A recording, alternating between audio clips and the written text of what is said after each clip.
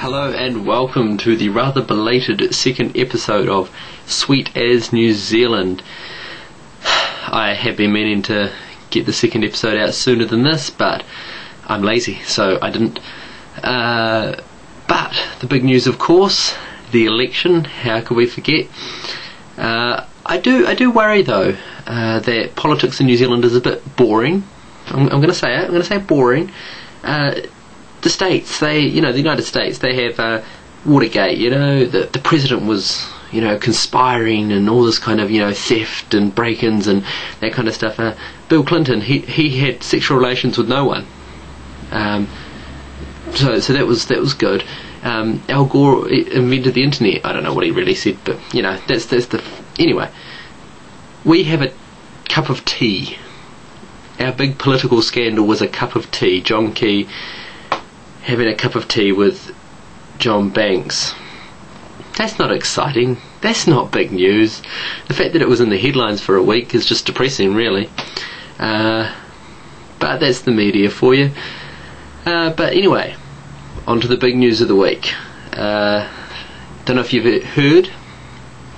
A strange and deadly disease is sweeping the country.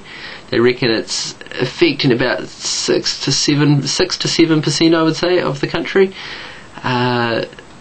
Its effects are quite deadly, so if you know anyone who's suffering from it, just watch out. It's called voting for New Zealand first. It's quite tragic, really, quite tragic.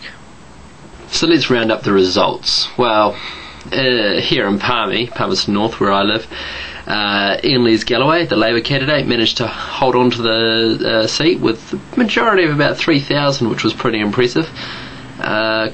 Considering Leonie Hapeta, who was the national candidate, she did a pretty good campaign, but I guess he's just... this has been a Labour seat for a long time now, 30-something years, I think, maybe even nearly 40, so it's no real surprise. But it's quite interesting to see on a map. It's a little red dot in a sea of blue. But anyway, enough about that. On to the more national stuff. That's a bit of a pun there. Unintentional, of course. Phil Goff is off. He's out of here. He's expected to resign at the Labour caucus meeting today. So that'll be good to see the back of him. Not that he was a bad guy, but just he came off as a bit of a dick. John Key's back in with a massive majority. Hone Harawira can be racist for a wee while longer. He'll be pleased about that. ACT is back in. That's, I think, a bit of beating a dead horse, but there we go. Another racist.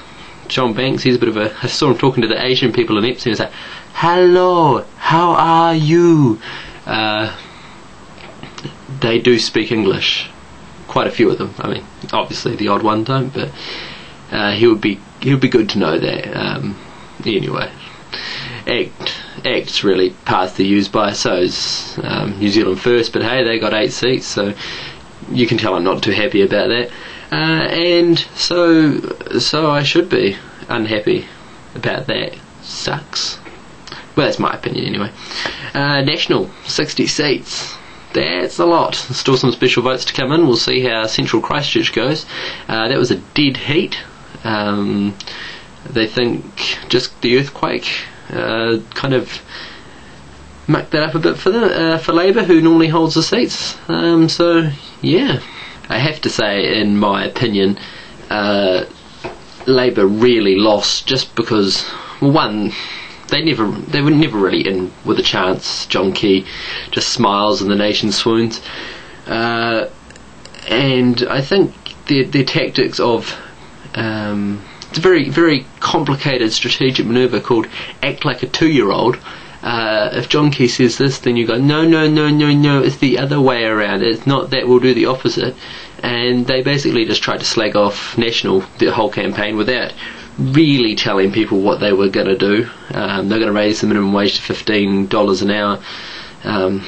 Questionable. I wouldn't mind getting $15 an hour, but as to whether it would actually help or whether it would actually work, I don't know. Maybe ask the politicians what they're on. I would guess they're probably on slightly more than $15 an hour, maybe $1,500 an hour at the rate they're going. But and I think the earthquakes too shook things up a bit. No, that was a terrible pun. But no, honestly, they probably did quite a lot to help National there. National probably seen as handling it quite well. I don't know. That's my opinion. You probably don't care anyway. So, outdated, obsolete, slow to react. Just not really what New Zealanders need. No, I'm not talking about Labour. I'm talking about our internet. Apparently Netflix, the US site that streams videos, TV series, movies, all that kind of stuff for a monthly fee, is saying they're not going to come to New Zealand anytime soon because our internet is crap. Lovely.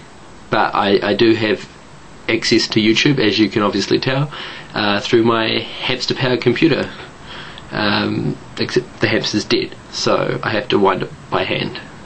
But I'll upload this video eventually. Don't worry, I actually started uploading this about 2 days ago, but we're getting there. We're getting there slowly. Nah, just happy. And now onto my segment I like to call media sensationalism. This has to, of course, go to Teacup Gate. Yes, everything has to have gate on the end.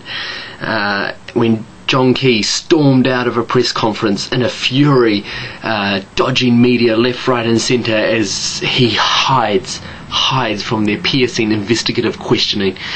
Of course, I was just watching the video actually. He politely declined their questions several times, telling them to stop asking about it. When they continued to ask about it, he left the room. He didn't storm out, he just kind of walked with a smile on his face, because he always has a smile on his face. He's either very happy or just a very good politician. Probably the latter. I just love it. He storms out. He didn't storm out, he walked. Okay, media, storming, there's a very big difference between storming and walking. Just to get that straight next time. But I think it actually worked out quite well for him, this teacup thing, because everyone was so focused on the teacup that they forgot about the big issues for a while, like his asset sales and all that stuff. I mean, I can just imagine the talk and the Fairfax, Dominion Post, or even TV1 or something. So what's the big news? Asset sales, asset width, capital gains tax, capital width, teacups. Yes, teacups, let's have a teacup. You could say it was a storm in a teacup, but then that'd be a very bad joke, and I'm above that kind of thing. Well, thanks for sticking with me this long. I know it's quite painful. Just a couple more issues to wrap up. The Eurozone debt crisis. Greece, Italy, their economies are crashing faster than Labour's election campaign. But it could make the economy worldwide pretty bad. They reckon our economy will take a battering from it as well, so don't expect to see anything going up too much, except for John Key's hairline. That's going up a bit, isn't it? Crikey, feel sorry for the poor guy, he's almost as bad as me. And the other thing, speaking of John Key, if you want to be like the Prime Minister and have a spare $62,000 to $68,000 lying around, you can buy his old BMW. The BMW C30 LD is going up for auction this Saturday in Auckland. So if you've got a spare 60 to 70 grand for a BMW, then you go ahead. But in the meantime, stay sweet as New Zealand.